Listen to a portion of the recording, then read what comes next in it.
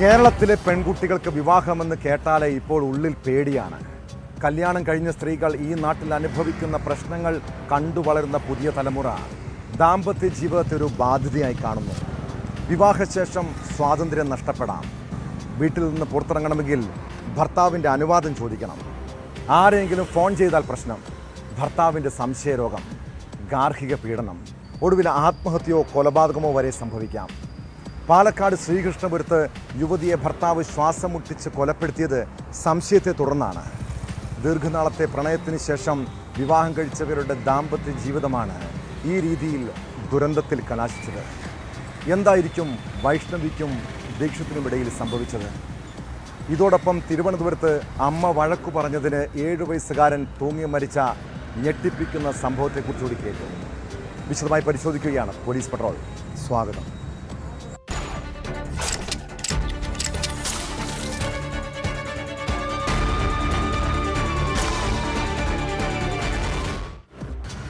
ആറു വർഷത്തെ പ്രണയം, 1.5 വർഷത്തെ ദാമ്പത്യ ജീവിതം. അങ്ങനെയുള്ള ഒരാൾക്ക് സ്വന്തം ഭാര്യയെ എങ്ങനെ സംശയിക്കാൻ തോന്നും? അവൾ ആരെങ്കിലും ഫോൺ വിളിച്ചാൽ പ്രശ്നം, വാട്സാപ്പിൽ ഒരു സന്ദേശം അയച്ചാൽ ചോദ്യം ചെയ്യൽ, സ്വന്തം മാതാപിതാക്കളെയോ സുഹൃത്തുക്കളെയോ വിളിച്ചാൽ സംശയം. പാലക്കാട് ശ്രീകൃഷ്ണപുരം സ്വദേശി ദീക്ഷിത്ത് ഒരു സംശയരോഗിയായിരിക്കണം. ഭാര്യയോടുള്ള സംശയം അയാളെ കൊലയാളിയാക്കി. വൈഷ്ണവിയെ ദീക്ഷിത്ത് ശ്വാസം മുട്ടിച്ച് കൊലപ്പെടുത്തിയെന്നാണ് പോലീസിൻ്റെ കണ്ടെത്തൽ. എന്നാൽ വീട്ടിൽ വെച്ച് ശാരീരിക അസ്വാസ്ഥ്യം ഉണ്ടായെന്ന് പറഞ്ഞാണ് യുവാവ് ഭാര്യയെ ആശുപത്രിയിൽ എത്തിച്ചത്. പോസ്റ്റ്മോർട്ടം റിപ്പോർട്ടിൽ സംഭവം കൊലപാതകമെന്ന് കണ്ടെത്തുകയായിരുന്നു. വൈഷ്ണവിക്ക് മറ്റൊരാളുമായി ബന്ധമുണ്ടെന്ന സംശയത്തെ തുടർന്നാണ് കൊലപ്പെടുത്തിയതെന്നാണ് പ്രതിയുടെ മൊഴി.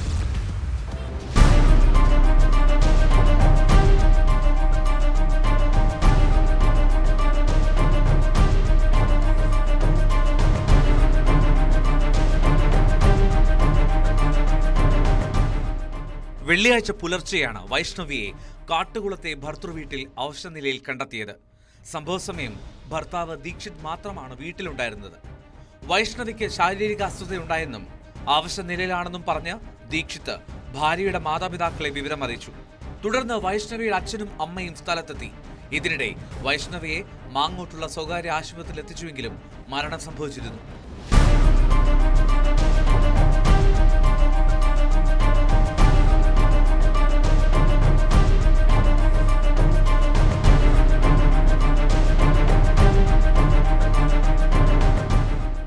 യുവതിയുടെ മരണത്തിൽ തുടക്കം മുതലേ ദുരൂഹതയുള്ളതിനാൽ പോലീസ് വിശദമായ അന്വേഷണമാണ് നടത്തിയത്. അസ്വാഭാവിക മരണത്തിനാണ് ആദ്യം കേസെടുത്തത്. തുടർന്ന് പോസ്റ്റ്മോർട്ടം റിപ്പോർട്ട് പുറത്തുവന്നതോടെ സംഭവം കൊലപാതകമാണെന്ന് തെളിഞ്ഞു. ഇതോടെ ദീക്ഷിത്തിനെ കസ്റ്റഡിയിലെടുത്ത് ചോദ്യം ചെയ്യുകയും ഇയാൾ കുറ്റം സമ്മതിക്കുകയുമായിരുന്നു. പ്രതിക്കെതിരെ കൊലക്കുറ്റം ചുമത്തിയാണ് പോലീസ് കേസെടുത്തിട്ടുള്ളത്. ദീക്ഷിത്തിനെതിരെ പട്ടികജാതി വർഗ അതിക്രമ തടയൽ നിയമപ്രകാരവും കേസ് രജിസ്റ്റർ ചെയ്തു. ചെറിയ സംശയങ്ങളുണ്ടായിരുന്നു. അതിന്റെ അടിസ്ഥാനത്തിൽ തൃശ്ശൂർ ഫോറൻസിക് ഡോക്ടറെ കൊണ്ട് പരിശോധിച്ച് പോസ്റ്റ്മോർട്ടം നടത്താനുള്ള നടപടികൾ സ്വീകരിച്ചു. അപ്പോൾ അതുമായിട്ട് ബന്ധപ്പെട്ട് അതൊരു സ്മോദറിംഗ് ആയിട്ട് ഉള്ള സംഭവമാണെന്ന് തെളിഞ്ഞു. അതിൻ്റെ അടിസ്ഥാനത്തിൽ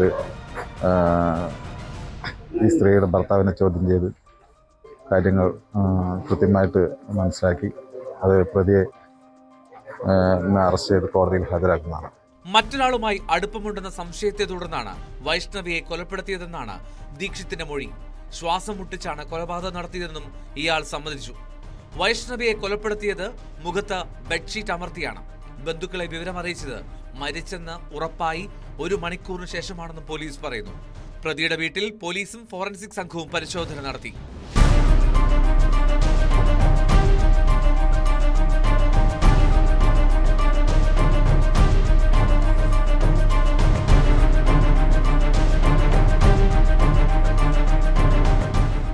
മലപ്പുറം പെരിന്തൽമണ്ണ ആനമങ്ങാട് ചോലക്കൽ വീട്ടിൽ ഉണ്ണികൃഷ്ണന്റെയും ശാന്തയുടെയും മകളാണ് വൈഷ്ണവി. 2024 മെയ് 19 വൈഷ്ണവിയുടെയും ദീക്ഷിത്തിന്റെയും വിവാഹം. കല്യാണം കഴിഞ്ഞ് 1.5 വർഷമായിട്ടുണ്ടെങ്കിലും ദമ്പതിമാർക്കിടയിൽ പ്രശ്നങ്ങൾ ഉണ്ടായിരുന്നോ എന്നത് ആർക്കും അറിവുണ്ടായിരുന്നില്ല. 4 വർഷത്തെ പ്രണയശേഷമായിരുന്നു രണ്ടുപേരുടെയും വിവാഹം.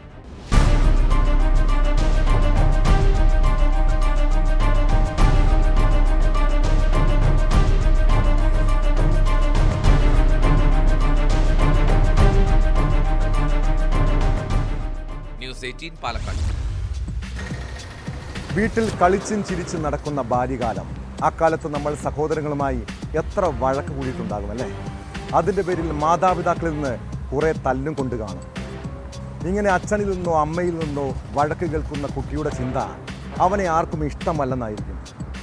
പ്രത്യേകിച്ച് ഇപ്പോഴത്തെ കാലത്ത് മക്കളെ ശകാരിക്കുമ്പോഴും ശിക്ഷിക്കുമ്പോഴും രക്ഷിതാക്കൾ അവരെ മനസ്സിലാക്കാൻ കൂടി ശ്രമിക്കണം കേട്ടോ. തിരുവനന്തപുരം ചെമ്പഴന്തിയിലുണ്ടായ ദാരുണമായ സംഭവം നമ്മുടെ നാട്ടിലെ എല്ലാ മാതാപിതാക്കളും അറിഞ്ഞിരിക്കേണ്ടതാണ്. ഇരട്ട സഹോദരനുമായി ബഹളം വയ്ക്കുന്നതിനിടെ അമ്മ വഴക്കു പറഞ്ഞതിന് 7 വയസ്സുകാരൻ ആത്മഹത്യ ചെയ്തു. മുറിയിൽ കയറിയ കുട്ടി കഴുത്തിൽ ബെഡ്ഷീറ്റ് ചുറ്റി ജനാല കമ്പിയിൽ തൂങ്ങിയാണ് ജീവനൊടുക്കിയത്.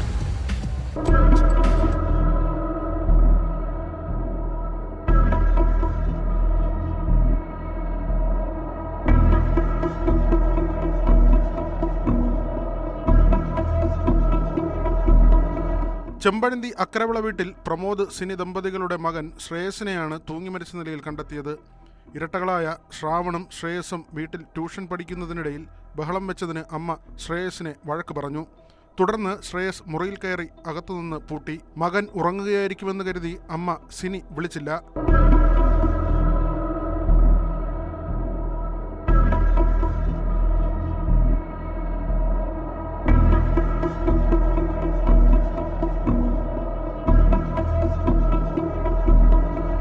ഏറെ കഴിഞ്ഞിട്ടും കാണാത്തതിനാൽ വാതിൽ ചവിട്ടിപ്പൊളിച്ചു നോക്കുമ്പോൾ കഴുത്തിൽ ബെഡ്ഷീറ്റ് ചുറ്റി ജനാൽ കമ്പിയിൽ തൂങ്ങിയ നിലയിലായിരുന്നു. ഉടൻ തന്നെ തിരുവനന്തപുരം SIT ആശുപത്രിയിൽ എത്തിച്ചെങ്കിലും ജീവൻ രക്ഷിക്കാനായില്ല. കഴക്കൂട്ടം പോലീസ് സ്ഥലത്തെത്തി തുടർ നടപടികൾ ആരംഭിച്ചു. മണക്കൽ LPSലെ 2ാം ക്ലാസ് വിദ്യാർത്ഥിയാണ് ശ്രേയസ്.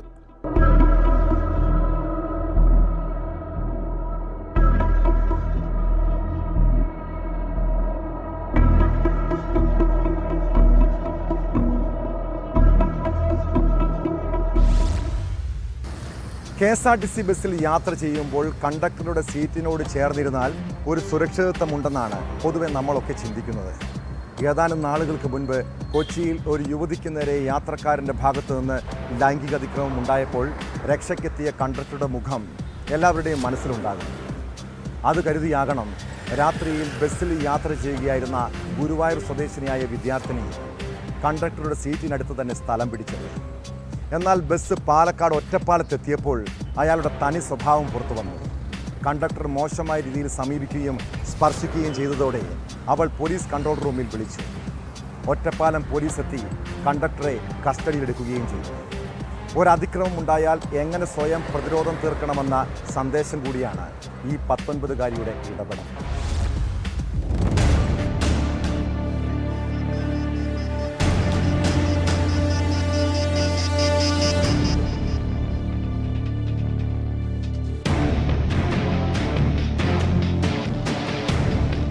കഴിഞ്ഞ രാത്രി കോയമ്പത്തൂരിൽ നിന്ന് ഗുരുവായൂരേക്ക് പുറപ്പെട്ട KSRTC ബസ്സിലാണ് പെൺകുട്ടിക്ക് ദുരനുഭവം നേരിടേണ്ടി വന്നത്. ബസ് ഈസ്റ്റ് ഒറ്റപ്പാലത്തെത്തിയപ്പോൾ രാത്രി 7:30-ഓടെയാണ് സംഭവം. കണ്ടക്ടർ പെൺകുട്ടിയുടെ അടുത്തു വന്നിരുന്ന് അതിക്രമം നടത്തുകയായിരുന്നു. ഗുരുവായൂർ സ്വദേശിനിയായ പെൺകുട്ടിക്ക് നേരെയായിരുന്നു അതിക്രമം. കണ്ടക്ടറുടെ തൊട്ടടുത്തുള്ള സീറ്റിലായിരുന്നു പെൺകുട്ടി ഇരുന്നത്. സീറ്റിലിരിക്കെ കണ്ടക്ടർ തൊട്ടു സമീപത്തിരുന്ന് മോശമായ രീതിയിൽ സമീപിക്കുകയും സ്പർശിക്കുകയും ചെയ്തു. ആദ്യമൊന്ന് പതറിയ പെൺകുട്ടി പിന്നീട് ഇയാളുടെ കൈ തട്ടിമാറ്റി. വീണ്ടും അതിക്രമം തുടർന്നതോടെയാണ് 19-കാരി പോലീസിന്റെ കൺട്രോൾ റൂം നമ്പറിൽ വിളിച്ച് പരാതിപ്പെട്ടത്. തൊട്ടു പിന്നാലെ തന്നെ ഒറ്റപ്പാലം പോലീസ് സ്ഥലത്തെത്തി ബസ് തടയുകയും കണ്ടക്ടറെ കസ്റ്റഡിയിലെടുക്കുകയും ചെയ്തു.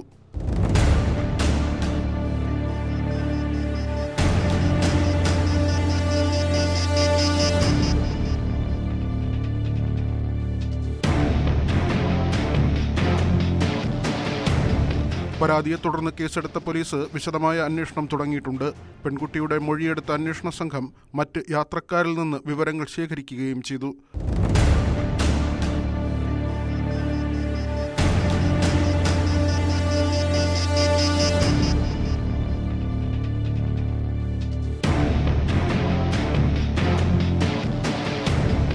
ന്യൂസ് 18 പാലക്കാട്. തിരുവനന്തപുരം നെയ്യാറ്റിൻകരയിൽ 2 മക്കൾക്കൊപ്പം തനിച്ച് താമസിച്ചിരുന്ന വീട്ടമ്മ. കുട്ടികളെ പഠിപ്പിച്ച് നല്ല നിലയിൽ വളർത്തണമെന്ന ചെറിയ സ്വപ്നങ്ങൾ മാത്രമേ അവർക്കുണ്ടായിരുന്നുള്ളൂ. അങ്ങനെ കുടുംബം പോറ്റാൻ പല ജോലികളും ചെയ്തു. അതിനിടെയാണ് ഒരു ബേക്കറി തുടങ്ങാനുള്ള വായ്പ ആവശ്യത്തിനായി നഗരസഭാ കൗൺസിലറായ ജോസ് ഫ്രാങ്ക്ലിനെ കാണുന്നത്. അയാൾ വീട്ടമ്മയ്ക്ക് എല്ലാ സഹായവും വാഗ്ദാനം നൽകി. വായ്പ തരപ്പെടുത്തി തരാമെന്ന് പറഞ്ഞ് അവരെ ലൈംഗികമായി പോലും ചൂഷണം ചെയ്തു. താൻ ചതിക്കപ്പെടുകയാണെന്ന് മനസ്സിലായതോടെയാണ് സുനിതകുമാരി ജീവനൊടുക്കിയത്. വീട്ടമ്മ തീ കൊളുത്തി ആത്മഹത്യ ചെയ്ത സംഭവത്തിൽ കൗൺസിലർക്കെതിരെ പോലീസ് കേസെടുത്തു. ജോസ് ഫ്രാങ്ക്ലിനെതിരെ ലൈംഗിക അതിക്രമ കുറ്റവും ചുമത്തിയിട്ടുണ്ട്.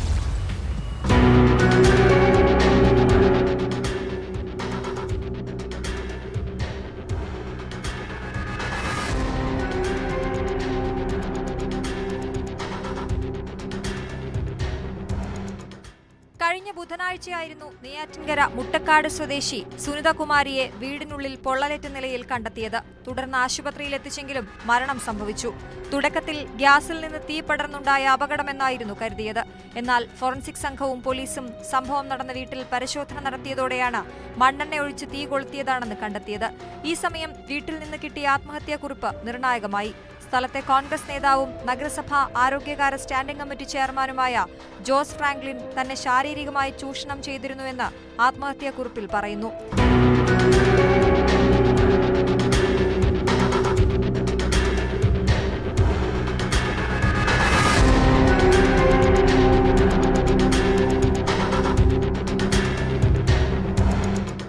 ആത്മഹത്യാ പ്രേരണാ കുറ്റം, ലൈംഗിക ചൂഷണം, വഞ്ചനാ കുറ്റം തുടങ്ങിയ വകുപ്പുകൾ ചുമത്തിയാണ് ജോസിനെതിരെ കേസെടുത്തിരിക്കുന്നത്. ഒളിവിൽ പോയ ജോസ് ഫ്രാങ്ക്ലിന് വേണ്ടി അന്വേഷണം ആരംഭിച്ചതായി നെയ്യാറ്റിൻകര പോലീസ് പറഞ്ഞു. ഭർത്താവ് മരിച്ചതിനെ തുടർന്ന് 2 മക്കളും സുനിതയും മാത്രമായിരുന്നു വീട്ടിൽ താമസം. 3 മാസം മുമ്പ് വീടിന് സമീപത്തായി ഒരു ബേക്കറിയും ഇവർ തുടങ്ങിയിരുന്നു.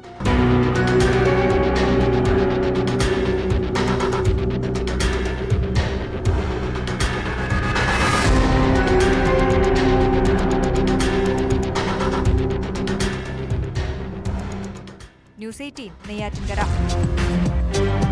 ഓഹരി ട്രേഡിംഗിലൂടെ 40 ലക്ഷത്തിലേറെ രൂപയുടെ നഷ്ടം. ഇത് തീർക്കാനായി ഓൺലൈൻ ആപ്പുകളിൽ നിന്ന് വായ്പ. ഒടുവിൽ കൈവിട്ട കളി പത്തനംതിട്ട കീഴ്വായ്പൂരിലെ സുമയ്യ എന്ന വീട്ടമ്മയെ കൊലപാതകത്തിന് പോലും പ്രേരിപ്പിക്കുന്നു.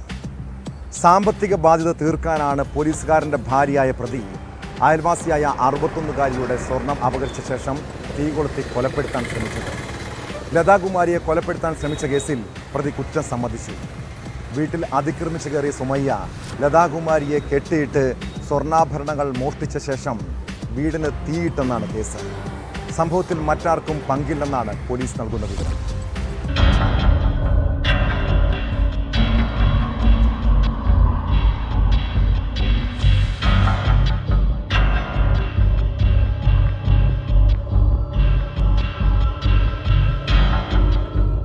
വ്യാഴാഴ്ച വൈകിട്ടാണ് സുമയ്യയുടെ അയൽവാസിയും 61-കാരിയുമായ ലതകുമാരിയെ കൊലപ്പെടുത്താൻ പ്രതി ശ്രമിച്ചത്. സ്വർണ്ണാഭരണങ്ങൾ കവർന്നെടുത്തതിനു ശേഷം കൈകാലുകൾ കൂട്ടിക്കെട്ടി വീടിന് തീ കൊളുത്തിയാണ് പ്രതി രക്ഷപ്പെട്ടത്. സംഭവവുമായി ബന്ധപ്പെട്ട് പോലീസ് പറയുന്നത് ഇങ്ങനെ: ഓഹരി ട്രേഡിംഗിലൂടെ സുമയ്യയ്ക്ക് 40 ലക്ഷത്തിന്റെ നഷ്ടമുണ്ടായി. ഇത് പരിഹരിക്കുന്നതിനായി ഓൺലൈൻ ആപ്പുകളിൽ നിന്ന് സുമയ്യ വായ്പ എടുത്തിരുന്നു. ഈ വായ്പ തിരിച്ചടയ്ക്കാൻ 3 ദിവസം മുൻപ് 1 ലക്ഷം രൂപ ലതയോട് സുമയ്യ വായ്പ ചോദിച്ചു. ഇത് നൽകാതെ വന്നതിനെ തുടർന്ന് മാലയും വളയും പണയം വയ്ക്കാൻ തരാൻ ആവശ്യപ്പെട്ടു. ഇതിന് വിസമ്മതിച്ചതോടെയാണ് വീട്ടിൽ അതിക്രമിച്ചു കയറി ആഭരണങ്ങൾ കവർന്നെടുത്ത ശേഷം വീടിന് തീ കൊളുത്തിയത്.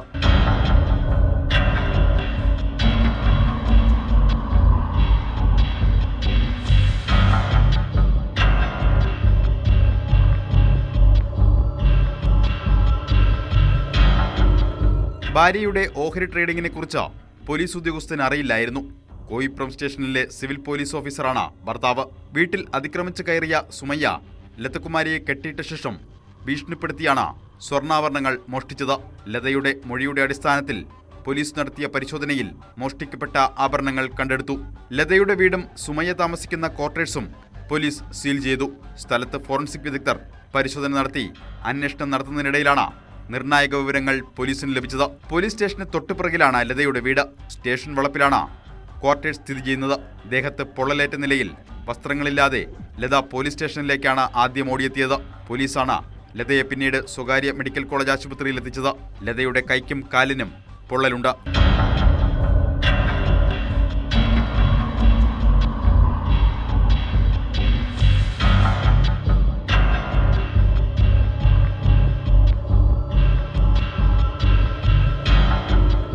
മല്ലപ്പള്ളി പഞ്ചായത്തിലെ 11-ാം വാർഡിലെ ആശാപ്രവർത്തകയാണ് ലതകുമാരി.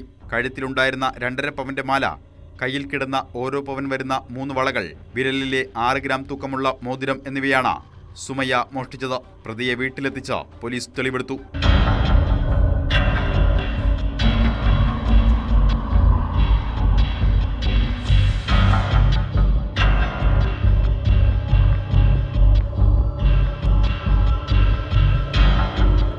ന്യൂസ് 18 പത്തനംതിട്ട. നാട്ടിൽ നിയമവിരുദ്ധമായ ചില കാര്യങ്ങൾ കാണുമ്പോൾ സാമൂഹ്യ പ്രതിബദ്ധതയുള്ള ചെറുപ്പക്കാർ അതിനെ ചോദ്യം ചെയ്യാറുണ്ട്. എന്നാൽ ഇക്കാലത്ത് അങ്ങനെ നല്ലത് ചെയ്യുന്നതൊടുവിൽ പല അപകടങ്ങൾക്കും വഴിവെച്ചേക്കാം. ഇടുക്കിയിൽ മരം വെട്ടിക്കടത്തിയത് വനവകുപ്പിനെ അറിയിച്ചതിന് യുവാവിന് ക്രൂരമർദ്ദനം. യുവാവിനെ മർദ്ദിച്ച കേസിൽ 3 പേരെ പോലീസ് അറസ്റ്റ് ചെയ്തു. ശാന്തൻപാറ സ്വദേശികളായ രാജേഷ്, അലൻ, പൂപ്പാറ സ്വദേശി അർജുൻ എന്നിവരാണ് പിടിയിലായത്. ശാന്തൻപാറ സ്വദേശി വിനീഷിനെയാണ് ഇവർ സംഘം ചേർന്ന് മർദ്ദിച്ചത്.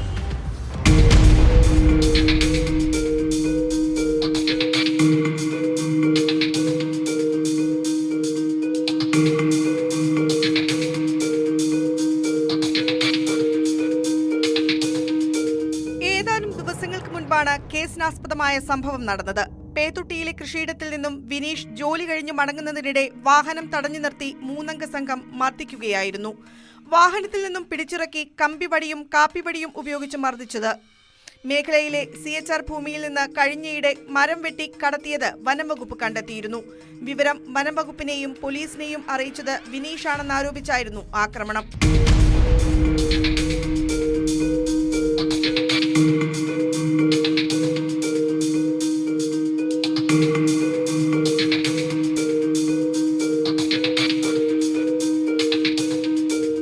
ആക്രമണത്തിൽ പരുക്കേറ്റ വിനീഷ് നെടുങ്കണ്ടം താലൂക്ക് ആശുപത്രിയിൽ ചികിത്സ തേടി. വിനീഷ് ശാന്തൻപാറ പോലീസിൽ നൽകിയ പരാതിയെ തുടർന്ന് നടത്തിയ അന്വേഷണത്തിലാണ് പ്രതികൾ പിടിയിലായത്. അറസ്റ്റിലായ രാജേഷ്, അരുൺ, അർജുൻ എന്നിവർ കള്ള തടിവെട്ട് കേസുകളിലും നിരവധി ക്രിമിനൽ കേസുകളിലും പ്രതികളാണ്.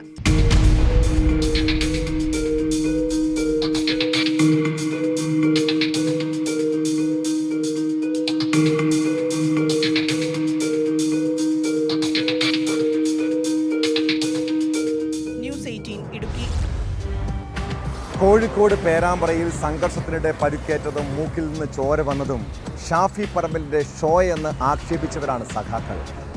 എന്നാൽ ആ പരുക്ക് പോലീസ് മർദ്ദനത്തിൽ തന്നെ എന്ന് സൂചിപ്പിക്കുന്ന ദൃശ്യങ്ങൾ പുറത്തു വന്നതോടെ CPM-ഉം പോലീസും പ്രതിരോധത്തിലായി. ലാത്തി ചാർജിൻ്റെ മൊബൈലിൽ പകർത്തിയ ചില ദൃശ്യങ്ങളിലാണ് ഷാഫിയെ ലാത്തി കൊണ്ട് തല്ലുന്നത് വ്യക്തമായത്. ഷാഫിയെ പോലീസ് തല്ലിയതല്ലെന്നും ഇതെല്ലാം ഷോ മാത്രമാണെന്നും ചില ഇടതു നേതാക്കൾ പ്രതികരിച്ചിരുന്നു. പാർലമെന്റ് അംഗമായ ഷാഫിയെ മർദ്ദിച്ച പോലീസുകാർക്കെതിരെ നടപടി ആവശ്യപ്പെട്ട് പ്രതിഷേധം ശക്തമാക്കാനാണ് കോൺഗ്രസിന്റെ തീരുമാനം.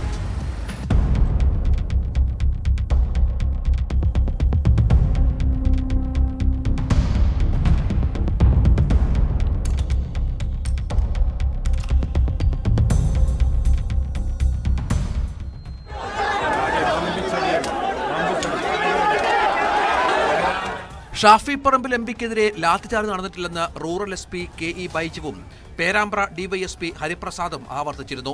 ജനക്കൂട്ടം പോലീസിന് നേരെ തിരിഞ്ഞതോടെ ഗ്രനേഡ് പ്രയോഗിച്ചു. ഒരു ഗ്രനേഡ് പിന്നിൽ ലൂസായി താഴെ വീണ് പൊട്ടിയിൽ നിന്നാണ് ഷാഫിക്കും DYSPക്കും പരിക്കേറ്റതെന്ന് FIR-ലും വ്യക്തമാക്കിയിരുന്നു. 1.5 മണിക്കൂറോളം റോഡ് ബ്ലോക്കായതോടെ ടിയർ ഗ്യാസ് പ്രയോഗിക്കുക മാത്രമാണ് പോലീസ് ചെയ്തതെന്ന് റൂറൽ SP KE ബൈജു പറഞ്ഞു.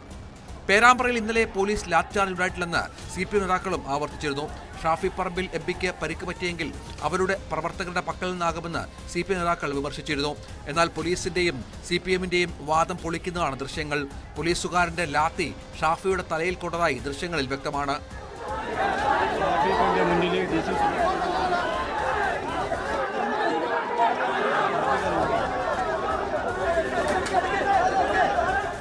ലാത്തിയടിയിൽ ഷാഫിയുടെ മൂക്കിന് പൊട്ടലുണ്ട്.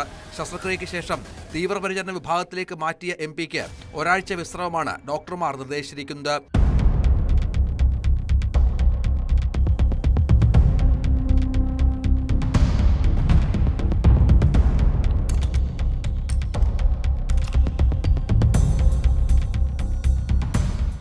ന്യൂസ് 18 കോഴിക്കോട്.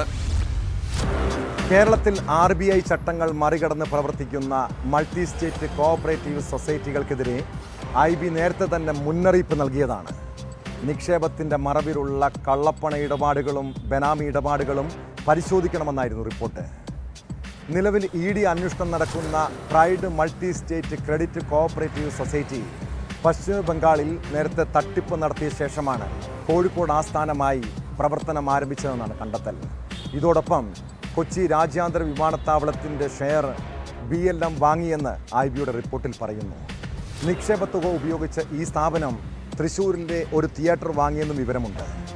BLM ചെയർമാൻ പ്രേംകുമാറിൻ്റെ ബിനാമി ഇടപാടുകളും ED പരിശോധിക്കുകയാണ്.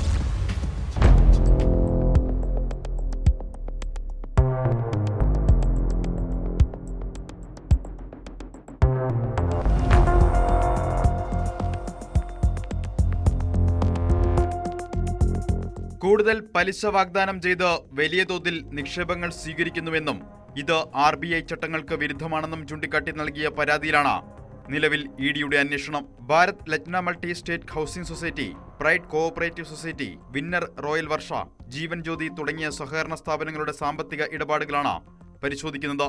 എന്നാൽ മാസങ്ങൾക്ക് മുൻപ് തന്നെ ഈ സ്ഥാപനങ്ങളുടെ നിയമവിരുദ്ധ ഇടപാടുകൾ സംബന്ധിച്ച IB കേന്ദ്രത്തിന് റിപ്പോർട്ട് സമർപ്പിച്ചിരുന്നു. പശ്ചിമ ബംഗാളിൽ തട്ടിപ്പ് നടത്തി CBI അന്വേഷണം നേരിടുന്ന പ്രൈഡ് അവിടെ പ്രവർത്തനം അവസാനിപ്പിച്ചാണ് കോഴിക്കോട് കേന്ദ്രമായി ഓഫീസ് തുറന്നത്.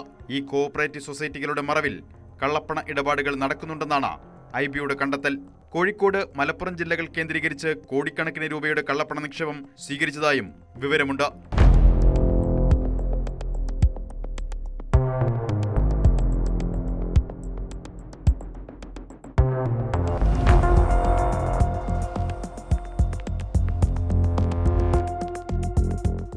ഇതോടൊപ്പം കൊച്ചി രാജ്യാന്തര വിമാനത്താവളത്തിന്റെ share Bharat Lajna multi state housing society വാങ്ങിയെന്ന IBയുടെ റിപ്പോർട്ടിൽ പറയുന്നു. BLM ചെയർമാൻ പ്രേംകുമാറിന്റെ ബിനാമി ഇടപാടുകളും ED പരിശോധിക്കുന്നുണ്ട്. കേന്ദ്ര കോഓപ്പറേറ്റീവ് വകുപ്പിന് കീഴിലുള്ള സ്ഥാപനങ്ങൾ എന്ന രീതിയിലാണ് ഇവർ പരസ്യങ്ങളും പ്രചാരണങ്ങളും നടത്തിയിരുന്നത്.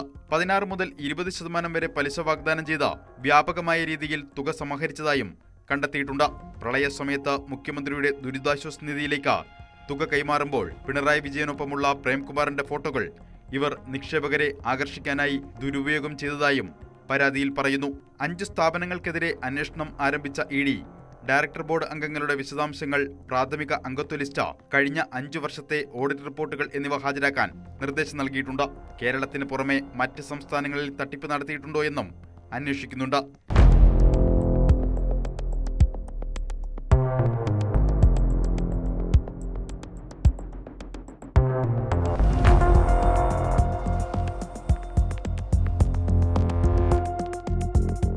ന്യൂസ് 18 കൊച്ചി. ലൈഫ് മിഷൻ കള്ളപ്പണം വെളുപ്പിക്കൽ കേസിൽ എൻഫോഴ്സ്മെന്റ് ഡയറക്ടറേറ്റ് സമൻസ് അയച്ചവരുടെ പട്ടികയിൽ മുഖ്യമന്ത്രിയുടെ മകനും. 2023 ഫെബ്രുവരി 14 ഹാജരാകാൻ ആവശ്യപ്പെട്ട് വിവേക് കിരണിന് ED നോട്ടീസ് അയച്ചതിൻ്റെ വിവരങ്ങളാണ് ഇപ്പോൾ പുറത്തു വന്നത്. ക്ലിഫ് ഹൗസ് വിലാസത്തിലായിരുന്നു സമൻസ്. എന്നാൽ വിവേക് EDക്ക് മുന്നിൽ ഹാജരായില്ലെന്ന് മാത്രമല്ല, അന്വേഷണവും മുന്നോട്ട് പോയില്ല. വാർത്ത പുറത്തു വന്നതോടെ CPM BJP ഡീൽ ആരോപണം വീണ്ടും ആയുധമാക്കുകയാണ് കോൺഗ്രസ്.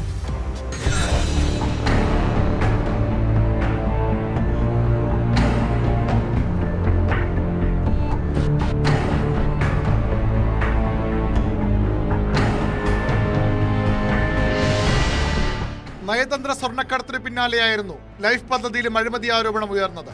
പ്രളയബാധിതർക്കായി സംസ്ഥാന സർക്കാർ വടക്കാഞ്ചേരിയിൽ നിർമ്മിച്ച ലൈഫ് ഫ്ളാറ്റ് സമുച്ചയ നിർമ്മാണത്തിൽ കോടിക്കണക്കിന് രൂപയുടെ കള്ളപ്പണ ഇടപാടാണെന്ന ആരോപണമാണ് എൻഫോഴ്സ്മെന്റ് ഡയറക്ടറേറ്റ് അന്വേഷിച്ചത്. മുഖ്യമന്ത്രിയുടെ മുൻ പ്രിൻസിപ്പൽ സെക്രട്ടറി M. ശിവശങ്കർ ഉൾപ്പെടെ ഈ കേസിൽ ജയിലിലായിരുന്നു. ശിവശങ്കറെ അറസ്റ്റ് ചെയ്ത 2023 ഫെബ്രുവരി 14 ചോദ്യം ചെയ്യലിന് ഹാജരാകാനായിരുന്നു മുഖ്യമന്ത്രിയുടെ മകൻ വിവേക് കിരണിന് നിർദ്ദേശം. Vivek Kiran, son of Pinarayi Vijayan, Cliff House, Thiruvananthapuram എന്ന വിലാസത്തിലായിരുന്നു സമൻസ്. ദുബായിൽ ജോലി ചെയ്തിരുന്ന വിവേക് ചോദ്യം ചെയ്യലിന് ഹാജരായില്ല. ED ആകട്ടെ തുടർ നടപടികൾ സ്വീകരിച്ചതുമില്ല. മുഖ്യമന്ത്രിയുടെ മകന് എൻഫോഴ്സ്മെന്റ് ഡയറക്ടറേറ്റ് സമൻസ് നൽകിയതും ഇത്രയും നാൾ രഹസ്യമായിരുന്നു. സമൻസ് ആവിയായി പോയതിനു പിന്നിൽ CPM BJP ധാരണയാണെന്നാണ് പ്രതിപക്ഷ ആരോപണം. ED ചെയ്തതുപോലെ തന്നെ ഇത് രഹസ്യമായി വെക്കണമെന്ന് CPM-ന് നിർബന്ധമുണ്ടായിരുന്നു, മുഖ്യമന്ത്രിക്ക് നിർബന്ധമുണ്ടായിരുന്നു. അല്ലെങ്കിൽ അവര് രാഷ്ട്രീയ പ്രേരിതമായിട്ടാണ് ഇത് ചെയ്തിരുന്നുവെങ്കിൽ ആ രാഷ്ട്രീയ പ്രേരിതമായ കാര്യങ്ങൾക്കെതിരായിട്ടുള്ള പ്രചരണം ഉണ്ടാകണ്ടേ? പ്രചരണത്തിൽ ഒട്ടും മോശക്കാരല്ലല്ലോ CPM. ഇതെന്തുകൊണ്ട് അവരും പൂഴ്ത്തിവെച്ചു? മുഖ്യമന്ത്രിയുടെ മകന് ED നോട്ടീസ് അയച്ച കാലത്താണ് ജാർഖണ്ഡ് മുഖ്യമന്ത്രിനെ ഹേമന്ത് സോറനെ അന്ന് ED അറസ്റ്റ് ചെയ്യുന്നത്. 2024 പാർലമെന്റ് ഇലക്ഷൻ സമയത്താണ് കേജ്രിവാളിനെ പോലീസ് അറസ്റ്റ് ചെയ്യുന്നത്. ഇവർ രണ്ടുപേരും ഇന്ത്യ സഖ്യത്തിലെ മുഖ്യമന്ത്രിമാരാണ്. ഇതേ സഖ്യത്തിലെ മുഖ്യമന്ത്രിയാണ് പിണറായി എന്നുള്ള വെപ്പ്. ഇന്ത്യ സഖ്യം ഇറക്കിയ മുഖ്യമന്ത്രിയാണ് ലിസ്റ്റിൽ പിണറായിയുടെ പേരും ഉണ്ടായിരുന്നു. ഞാൻ ചോദിക്കട്ടെ, അദ്ദേഹം ഇന്ത്യ സഖ്യത്തിന്റെ മുഖ്യമന്ത്രിയാണ്, NDAയുടെ മുഖ്യമന്ത്രിയാണ്. അപ്പോൾ ചുരുക്കി പറഞ്ഞാൽ ആ മൊത്തം ദുരൂഹതയാണ് ഇവിടെ. വാർത്തയ്ക്ക് പിന്നിൽ ഗൂഢാലോചനയെന്ന് CPM പ്രതികരിക്കുന്നു. ഇത് മുഖ്യമന്ത്രിയുടെ മകനെതിരായുള്ള ആരോപണമല്ല, മറിച്ച് കഴിഞ്ഞ 9 വർഷമായി കേരളത്തെ മികച്ച രീതിയിൽ നയിക്കുന്ന അഴിമതിയുടെ കറപുരലാത്ത മുഖ്യമന്ത്രി സഖാവ് പിണറായി വിജയനെ വ്യക്തിപരമായി ലക്ഷ്യം വയ്ക്കുകയാണ്. അദ്ദേഹത്തെ രാഷ്ട്രീയമായി നേരിടാൻ കഴിവില്ലാത്തവർ കുടുംബാംഗങ്ങളെ വലിച്ചഴിച്ച് ചെളിവാരി എറിയാൻ ശ്രമിക്കുകയാണ്. പ്രതിപക്ഷ പാർട്ടികൾ ഭരിക്കുന്ന സംസ്ഥാനങ്ങൾ സർക്കാരുകളെ അസ്ഥിരപ്പെടുത്തുവാൻ കേന്ദ്ര ഏജൻസികളെ ഉപയോഗിക്കുന്നത് ഒരു സ്ഥിരം തന്ത്രമാണ്. ഇതിൻ്റെ ഏറ്റവും ഒടുവിലത്തെ ഉദാഹരണമാണ് കേരളത്തിൽ ഇപ്പോൾ കാണുന്നത്.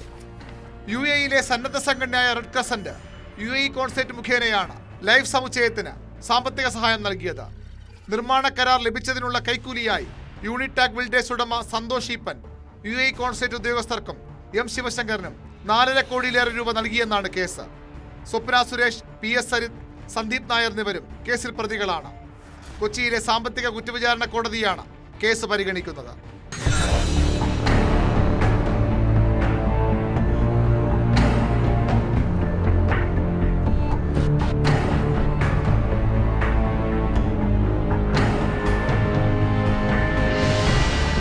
ന്യൂസ് 18 തിരുവനന്തപുരം.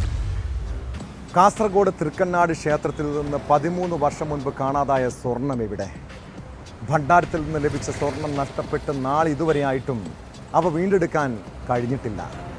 ദേവസ്വം ഓഡിറ്റിങ്ങിൽ സ്വർണ്ണാഭരണം മോഷണം പോയതായ റിപ്പോർട്ടുണ്ടെങ്കിലും മലബാർ ദേവസ്വം ബോർഡ് നടപടി സ്വീകരിക്കുന്നില്ലെന്നാണ് ആക്ഷേപം. ക്ഷേത്രങ്ങളിലെ ഓഡിറ്റ് റിപ്പോർട്ടിലെ മുഴുവൻ വിവരങ്ങളും പുറത്തുവിടണമെന്ന ആവശ്യവുമായി BJP രംഗത്ത് വന്നു.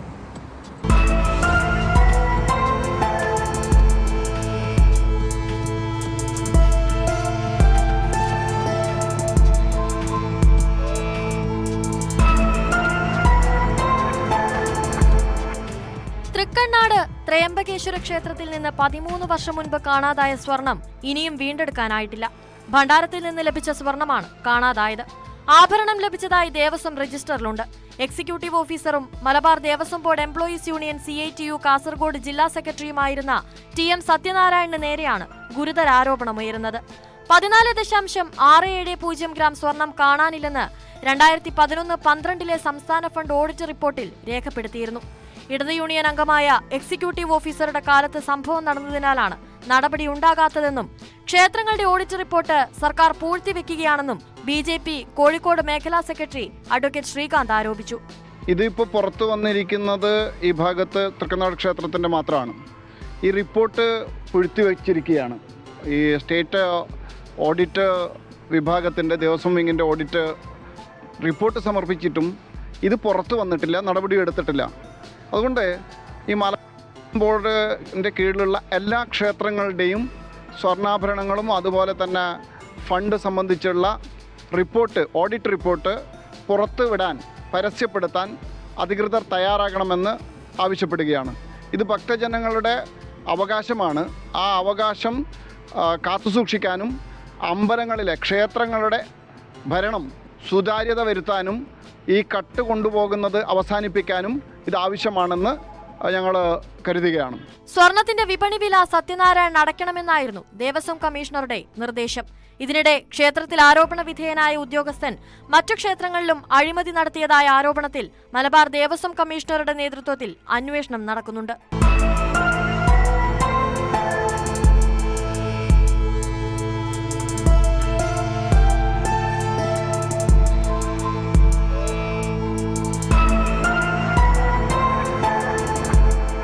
ന്യൂസ് 18 കാസർഗോഡ്. ഭക്തരുടെ വിശ്വാസത്തെയും അർപ്പണബോധത്തെയും വഞ്ചിച്ചതായിരുന്നു കൊല്ലം കൊട്ടാരക്കര മഹാഗണപതി ക്ഷേത്രത്തിലുണ്ടായ സംഭവം. നിത്യവിശ്വാസത്തിൻ്റെ പ്രതീകമായ ക്ഷേത്രപ്രസാദം പോലും കൃത്രിമമായി നിർമ്മിച്ചെന്ന കണ്ടെത്തൽ കൂടുതൽ വിവാദങ്ങൾക്ക് വഴിവെച്ചിരിക്കുന്നു. ഇതോടെ ഹൈന്ദവ സംഘടനകൾ പ്രതിഷേധവുമായി രംഗത്തെത്തി. ക്ഷേത്രത്തിലെ ദേവസ്വം സംവിധാനത്തിൻ്റെ പ്രവർത്തനത്തിൽ ഗുരുതരമായ വീഴ്ചകളുണ്ടെന്നാണ് ദേവസ്വം അസിസ്റ്റന്റ് കമ്മീഷണറുടെ മഹസർ റിപ്പോർട്ട്. ദേവസ്വം വിജിലൻസ് സംഘം തിങ്കളാഴ്ച പരിശോധന നടത്തുമെന്നാണ് വിവരം.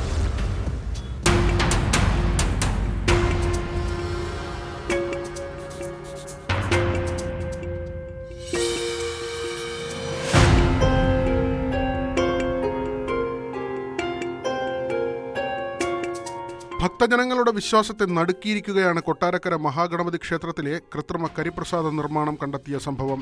കഴിഞ്ഞ ദിവസം വൃത്തിഹീനമായ വാടക വീട്ടിൽ നിന്ന് പ്രസാദമുണ്ടാക്കുന്നത് കണ്ടെത്തിയതിന് പിന്നാലെയാണ് ക്ഷേത്ര മതിലിനോട് ചേർന്ന ദേവസ്വം കെട്ടിടത്തിനുള്ളിൽ നിന്നും കൃത്രിമ പ്രസാദം കണ്ടെത്തിയത്. കറുത്ത പൊടിയും ലഹരി പദാർത്ഥങ്ങൾ പോലുള്ള സംശയാസ്പദമായ വസ്തുക്കളും പ്ലാസ്റ്റിക് കവറുകളിൽ പൊതിഞ്ഞ നിലയിലായിരുന്നു. മേൽശാന്തി വാടകയ്ക്കെടുത്തിട്ടുള്ള കെട്ടിടമാണെന്നും കെട്ടിട ഉടമസ്ഥൻ പറയുകയും ആയതിൻ്റെ അടിസ്ഥാനത്തിൽ ടീം മുറിയിൽ പ്രവേശിച്ച് പരിശോധിച്ചതിൽ ഒരു പാത്രത്തിൽ ചന്ദനം, കരിപ്രസാദം, വാട്ടിയ വാഴയിലകൾ, പ്രസാദം നൽകുവാനായി തയ്യാറാക്കി സജ്ജീകരിച്ചിരുന്ന പ്രസാദങ്ങൾ, അട്ടിയിട്ട് വച്ചിരുന്ന നെയ് കുപ്പികൾ, എണ്ണ, സാമ്പ്രാണിത്തിരികൾ, കേടുപാട് പറ്റിയ ജീവിത 1, തലയിൽ കെട്ടൊന്ന്, അകത്തെ മുറിയിൽ നിന്നും കണ്ടെത്തിയ ഒഴിഞ്ഞ മദ്യക്കുപ്പികൾ, ടീ മുറിയിൽ ഇപ്രകാരം പ്രസാദം തയ്യാറാക്കിക്കൊണ്ടിരുന്നവരുടെ എന്ന് കണക്കാക്കുന്ന 2 മൊബൈൽ ഫോണുകൾ എന്നിവ കണ്ടെത്തിയിട്ടുള്ളതാണ്. കഴിഞ്ഞ ദിവസം ക്ഷേത്രത്തിൽ നിന്ന് ഏകദേശം 100 മീറ്റർ അകലെയുള്ള സ്ഥലത്ത് മദ്യക്കുപ്പികളുടെ നടുവിൽ പ്രസാദം ഉണ്ടാക്കുന്നതാണ് ആദ്യം കണ്ടെത്തിയത്. സംഭവത്തെ തുടർന്ന് ഭക്തർ ശക്തമായ പ്രതിഷേധം നടത്തുകയും ഹിന്ദു ഐക്യവേദി, BJP പ്രവർത്തകർ അടക്കമുള്ളവർ ദേവസ്വം ബോർഡിനെയും പോലീസിനെയും കടുത്ത വിമർശനത്തിനിരയാക്കുകയും ചെയ്തു. ഇതല്ലേ ഗണപതി അമ്പലത്തിൽ കൊടുക്കേണ്ട പ്രസാദമാണ്. ഇതല്ല, പ്രസാദം വേറെയായിരുന്നു. ഇതിനകത്ത് ചന്ദനമുണ്ട്, ഭസ്മമുണ്ട്, അതുകൊണ്ട് കറുത്ത പൊട്ടുമുണ്ട്. ഇത് ഇവിടെ നിന്ന് ഉണ്ടാക്കുമായിരുന്നു. ഈ കരിപ്രസാദം ഈ കാണുന്ന വൃത്തിഹീനമായ സ്ഥലത്ത് ഉണ്ടാക്കുകയാണ് ചെയ്യുന്നത്. ആയിരക്കണക്കിന് കരിപ്രസാദത്തിന്റെ പ്രസാദ വഴിപാടുകളാണ് ഇവിടെ ചെയ്യുന്നത്. ഇന്ന് വൈകിട്ടും നാളെ രാവിലെ നാളെ കൊടുക്കാനുള്ള ബിസിനസ്സാണ്. 20 രൂപ കൊടുക്കുന്നവർക്ക് ഇതും 50 രൂപ 100 രൂപ കൊടുക്കുന്നവർക്ക് ട്യൂഷനല്ലേലും. ഇതാണ് ഇപ്പോൾ ഇവിടുത്തെ ദേവസ്വം ബോർഡ് ഉദ്യോഗസ്ഥരെ കാണിച്ചുകൊണ്ടിരിക്കുന്നത്. ഉത്തരവാദിയായിട്ടുള്ള AO അടക്കം അടിയന്തരമായി സസ്പെൻഡ് ചെയ്തുകൊണ്ട് അന്വേഷണ വിധേയമാകുക. ദേവസ്വം അധികൃതരും പോലീസും സ്ഥലത്തെത്തി അന്വേഷണം ആരംഭിച്ചു. BJP നേതാക്കൾ ദേവസ്വം ബോർഡ് പ്രസിഡന്റുമായി ഫോണിൽ ആശയവിനിമയം നടത്തി. സംഭവസ്ഥലം സീൽ ചെയ്തതായി ദേവസ്വം അഡ്മിനിസ്ട്രേറ്റീവ് ഓഫീസർ അറിയിച്ചു. ഇനി മുതൽ പ്രസാദം തിടപ്പള്ളിയിൽ നിർമ്മിക്കുമെന്ന് വ്യക്തമാക്കി. ശരി, ഇതകത്ത് ഉണ്ടാക്കുന്നത് മാഡം കണ്ടിട്ടുണ്ടോ, പരിശോധിച്ചിട്ടുണ്ടോ? മാഡം പറയുന്നു ഇതകത്ത് ഉണ്ടാക്കേണ്ടതാണെന്ന് മാഡം പറയുന്നു. ഇതകത്ത് ഉണ്ടാക്കുന്നുണ്ടോ, എങ്ങനെ ഉണ്ടാക്കുന്നു മാഡം പരിശോധിച്ചിട്ടുണ്ടോ? അപ്പൊ ആരുടെ തെറ്റാണ്? അത് പറയൂ. കഴിഞ്ഞ ദിവസം കണ്ടെത്തിയ പ്രസാദത്തിന്റെ സാമ്പിളുകൾ ശാസ്ത്രീയ പരിശോധനയ്ക്കായി ശേഖരിച്ചിട്ടുണ്ട്. ദേവസ്വം വിജിലൻസ് സംഘം തിങ്കളാഴ്ച പരിശോധന നടത്തുമെന്നാണ് വിവരം. ഭക്തജനങ്ങളെ വഞ്ചിക്കുന്ന ഗുരുതരമായ സംഭവമാണിതെന്ന് ഹൈന്ദവ സംഘടനകൾ ആരോപിച്ചു. കുറ്റക്കാരെ പുറത്താക്കിയില്ലെങ്കിൽ ശക്തമായ ഭക്തജന പ്രക്ഷോഭം സംഘടിപ്പിക്കുമെന്നും അവർ അറിയിച്ചു.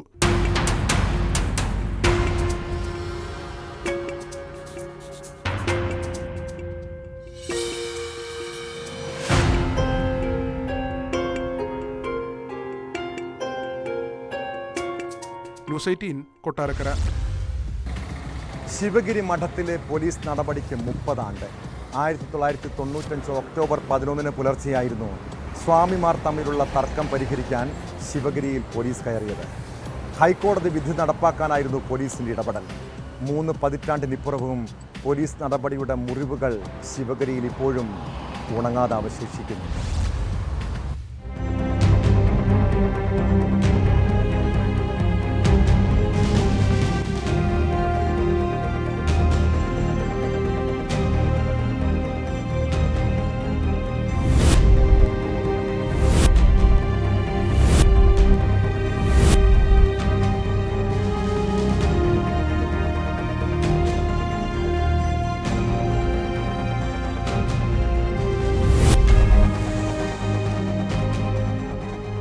വർഷങ്ങൾക്ക് മുമ്പ് ഒക്ടോബർ 11 ശിവഗിരി ഞെട്ടി ഉണർന്നത് പോലീസ് ബൂട്ടിന്റെ ശബ്ദം കേട്ടാണ്. ശിവഗിരി കുന്നു കയറിയെത്തിയ പോലീസുകാർ സ്വാമിമാർ ഉൾപ്പെടെയുള്ള ശ്രീനാരായണ ഭക്തരെ വളഞ്ഞിട്ടടിച്ചു. സ്വാമിമാരുടെ സഹായത്തിനെന്ന പേരിൽ കയറിക്കൂടിയവരും യുവജനവേദി പ്രവർത്തകരും പോലീസിനെയും ആക്രമിച്ചു. ലോകത്തിന് സമാധാന സന്ദേശം പകർന്ന ഗുരുവിന്റെ സമാധിസ്ഥലം അങ്ങനെ കലാപഭൂമിയായി.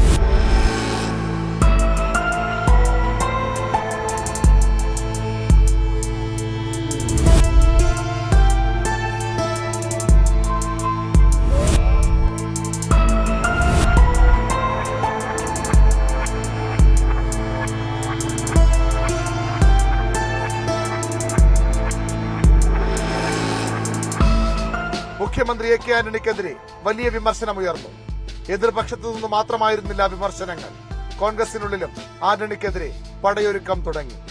ശിവഗിരിയിലെ സ്വാമിമാർ തമ്മിലുള്ള അധികാര തർക്കങ്ങളും തമ്മിലടിയുമായിരുന്നു പോലീസ് നടപടിയിൽ കലാശിച്ചത്.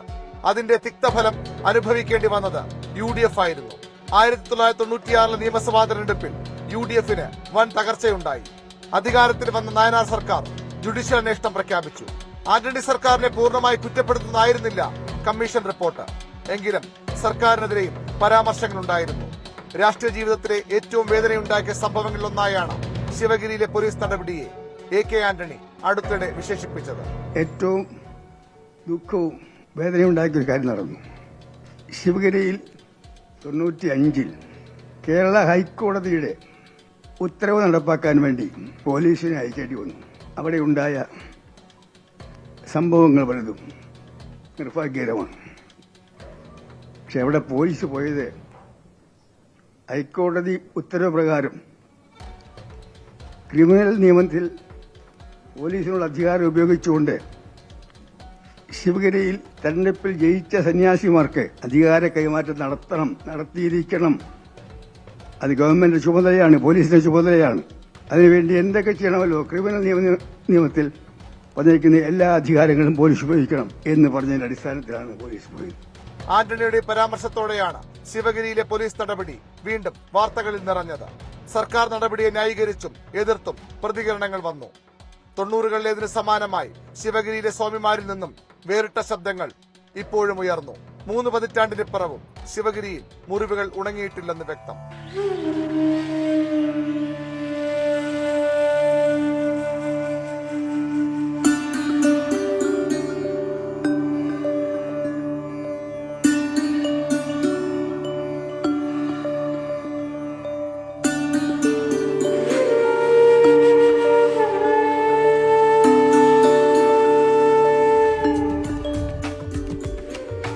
ന്യൂസ് 18 തിരുവനന്തപുരം.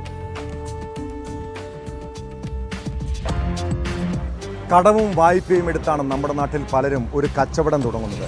അതിനിടയിൽ കടയിൽ മോഷണം നടന്നാൽ എന്തു ചെയ്യണം? സാധാരണ നമ്മളൊക്കെ പോലീസിൽ പരാതി കൊടുക്കും. പിന്നെ കേസും കോടതിയും കയറി നടക്കേണ്ട ഗതികേട്.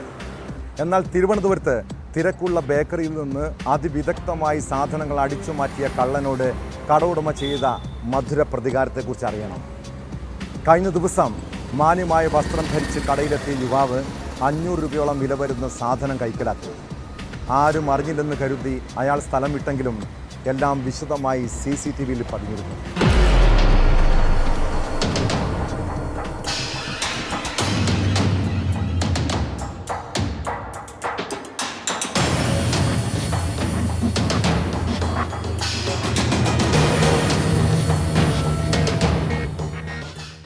പിന്നീടാണ് കട ഉടമ ദൃശ്യങ്ങൾ കണ്ടത്.